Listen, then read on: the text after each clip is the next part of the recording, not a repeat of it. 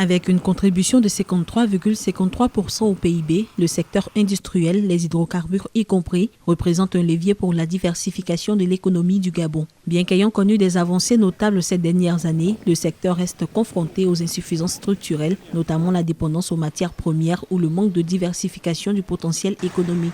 À l'approche de l'élection présidentielle prévue le 12 avril 2025, le secteur est au centre de tous les débats. Des réformes pour renforcer les politiques d'industrialisation sont en vue. Le Gabon est à la recherche, d'un crédit d'énergie. Nous sommes allés en zone nord faire quelque chose d'extraordinaire avec cette interconnexion électrique entre la Guinée équatoriale et le Gabon. C'est pour vous dire qu'il y a un déficit énergétique qui nous oblige malheureusement à ne pas créer et implanter des industries.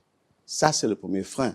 Pilier stratégique du plan de transformation économique, l'industrie gabonaise représente plus de 50% du produit intérieur brut en 2023, porté principalement par les hydrocarbures et les mines. Le manque d'infrastructures ou encore les difficultés d'accès au financement freinent l'émergence d'un tissu industriel compétitif. Le gouvernement mise notamment sur l'industrialisation pour soutenir la croissance hors pétrole. Une ambition incarnée par des zones économiques spéciales à l'image de celle de Hunkok, qui accueille aujourd'hui près de 140 entreprises issues de 19 pays différents. Un certain nombre d'entités qui m'ont permis de savoir qu'il y a quand même des choses qui ont été faites. La grande visite de la zone industrielle d'Hunkok m'a permis de savoir que nous ne sommes pas,